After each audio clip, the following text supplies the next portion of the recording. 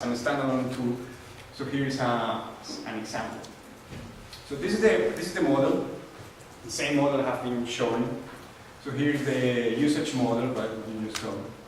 So this is Palladium, Eclipse 13. So you have the model that we saw, the usage model in this case. You can also see here the resource model, right? So you have the full resource model, the 4 resources and the network between them. Now, if you can download the full source code offline, so you can also download the binaries, and it works as a sort of server. So you only need to double click and provide a configuration file. So this configuration file, which is here, lets you define just a few properties and go into them. You just need to specify this configuration file. And once it has launched, it's just a server that's running in the background, so it will accept basically connections from the Palladium. So let me show you how you would analyze this model here. You can go to run here. You go to run configurations. You need to specify 2 tabs. One is for the models, the other is for the solver. So the first one for the model has this allocation model. So this is the soft thing, so you go to the allocation model, you specify also the usage model. This will be enough for Palladium to collect all the models. Then you specify the solver, so here you can choose line. This is thanks to a patch that Polyp has developed. And once you have this, you can also define the output directory. Right?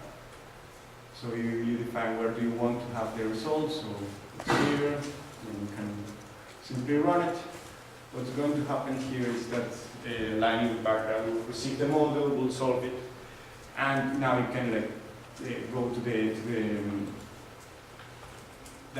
output directory. There will be a new file here that has been just created. I'm still in London time, so it's like 9 a.m. there. So the output file will be an XML file with the I don't want to go into the details of what information is here, but there are like the predictions, basically, the performance predictions that I've been discussing. I just want to show you an example here. For instance, here's telling you that this processor it's heavily loaded, right? So it has a utilization of 100%, so this is like a bottleneck in the system. This is, if you look at the name that it has, is the SVN agent. Right? If you go back here to the model, to the resource model, see that this SVN agent has 4 replicas. So one thing you could want to do is 4 CPUs, because these cannot auto-scale, right? So. Yes. Yeah. So now, let's say that I change it to 5. We want to change it to 8. Change to 8. So you change it to 8, and you save this, and then you can just choose the same run that I had done before. Line again will receive this new model, will solve it, and will provide you with a new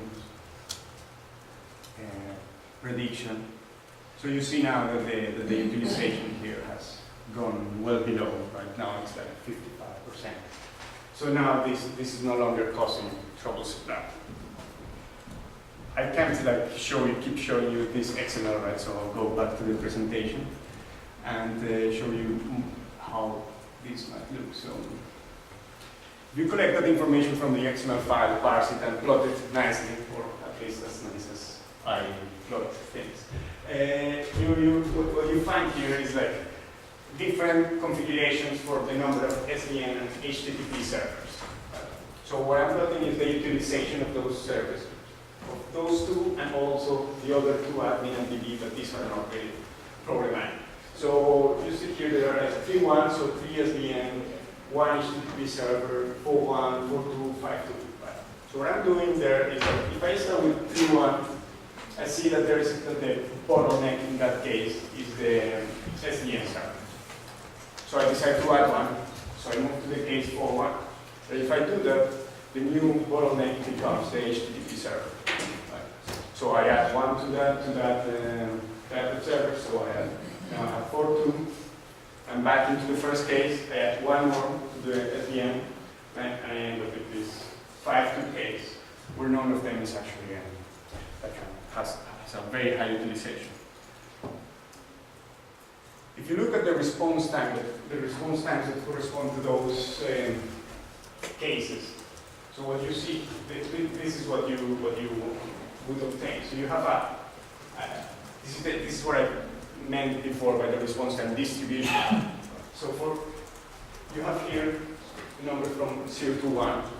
So for each of these, you can have exactly how many requests or users will face a response time of at most a certain number on the x-axis. So if you were to look at this case, the pink line, 4.1, you'd say, okay, like 20% of the users will face execution time of at most 2. This is about. So this is a logarithmic scale. So this is what will let you define, evaluate service level objective at this kind that are defined as percentiles. So you can define them as you want a certain percentage of the request to be executed in less than a certain time. So this is a simple example. In this case, you say, okay, the SLA is 1 second, and I want 95% of the users to face at most that time. So you try one case first. This is the number of, again, it's the number of DBs in that case. CPUs actually in the database server. And what you see there is that you don't achieve that level, right? Actually, the 95% of the request will face processing time that's actually a response time that's actually between 4 and 5 seconds. So you can add one there, and you end up with a new case where you do comply with that sort of SLA. So from line, you actually obtain this whole curve that tells you all the How is it fitting?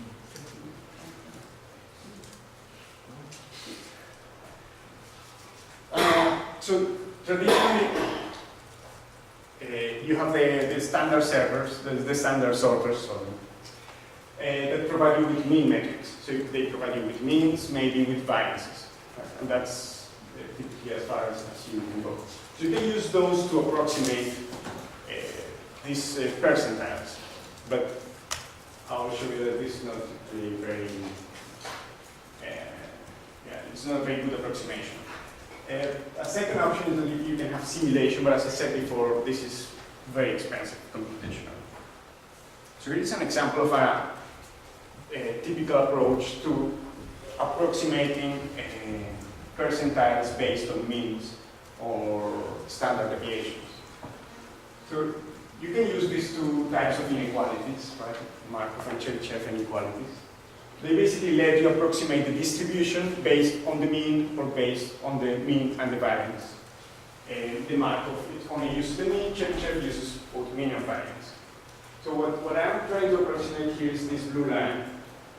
And if you were to use this Markov inequality, you obtain a bound. Right? So it gives you a bound on the response time distribution.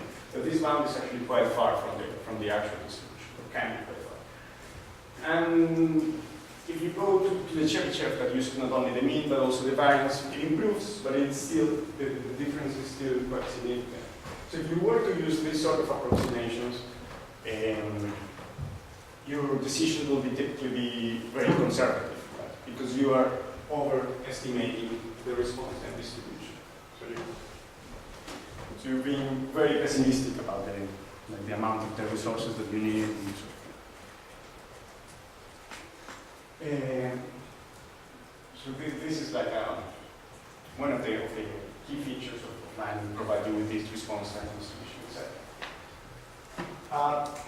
Another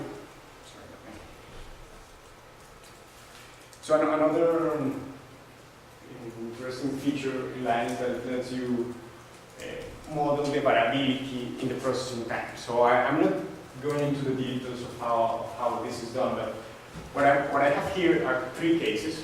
An initial case where I assume that like the standard variability assumption that one takes in this type of models, and it's the full line. So if you start from that line, this is providing you with the response time. This is the response time distribution. So for instance, if you were to look at the 99% percentile, so you see that this is well below 1 second objective. The other two cases consider more variable processing times. If you increase those that processing time variability, I'm not changing the means. I mean, the utilization of the resources is exactly the same. The rate at which the request arrives is exactly the same. The mean processing times are exactly the same. The only thing I'm changing is the variability in the processing times. And what you see there is that the response time distribution changes quite significantly. So this is like a first case with the medium variability, and then another case where the variability is even larger. What you see is that this the response time distribution, tail in particular, moves a lot to the right. Now, so a key feature we wanted to capture since the beginning of the project is this variability that you observe in cloud deployment. So what you many times have to face is that there's this exogenous variability. You can't control the resources, so you basically have to live with it. What I'm showing here is that you have using the same resources, the same cloud resources, you can obtain very different performance. And this will mean that the processing times of the request will slow down in some cases without anything else changing. Right? So nothing really, you're not doing anything differently. It's just the fact that maybe your application has been deployed on a different resource, maybe another VM that's being deployed on the same physical host. This is causing some performance issues on your own VM. So what we do here is something I mentioned before. We try to model this, to capture this with something called a random environment. So the random environment is precisely, you could imagine from the name. So you define an environment where the application is deployed, and this environment can affect the application performance. So basically, depending on different stages of this environment, your application could have a much slower processing times, could have delays, right? But you were able to control the resources where the application is deployed, you wouldn't expect. So you can model like this also.